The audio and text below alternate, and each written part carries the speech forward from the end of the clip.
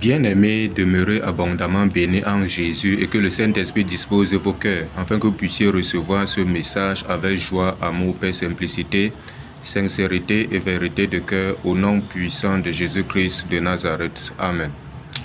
Bien-aimés, les uns et les autres doivent comprendre que la confession fait partie de la foi. La confession est tellement importante parce qu'elle nous amène à nous libérer de beaucoup de choses qui nous retenaient encore captifs. Bien-aimé, c'est pour cela que même quand Jean fut envoyé par Dieu pour baptiser du baptême de repentance, à Marc 1, à partir du verset 5 à 6, là-bas, la Bible nous dit que les habitants venaient vers lui et confessant leurs péchés, se faisaient baptiser par lui dans les eaux du Jourdain. Donc on voit qu'eux-mêmes, ils ont compris la nécessité et l'obligation de confesser leurs péchés afin de se libérer. Mais aujourd'hui, on trouve dans les milieux dits chrétiens plusieurs qui ont fait des choses, qui ont causé des dommages aux gens bien-aimés qui sont là, qui ne disent pratiquement rien, mais ils veulent voir la parole de Dieu croître en eux, en puissance et en force. C'est archi faux.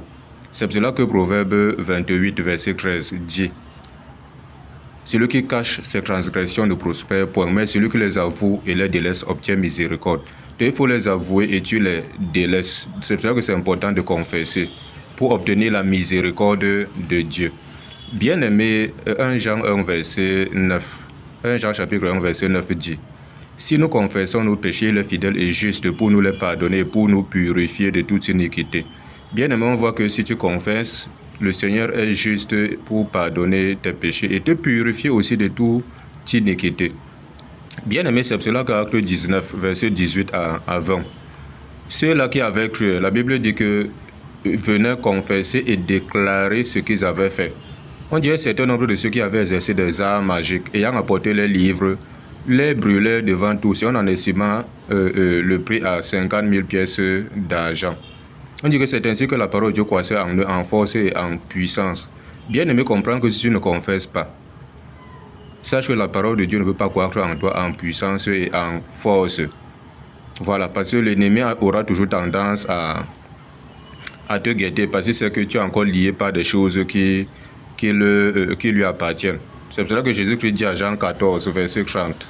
Il dit: le prince de ce monde vient, il n'y a rien de lui en moi. Donc toi aussi, il faudrait que le prince du monde qui est le diable n'ait rien de lui en toi, sinon il viendra réclamer cela.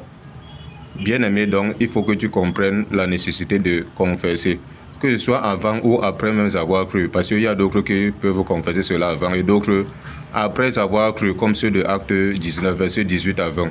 Ok, dans la paix, voilà ce qu'il fallait que nous partageons et que le Seigneur vous accorde la grâce de comprendre ce message. Au nom de Jésus-Christ, Amen.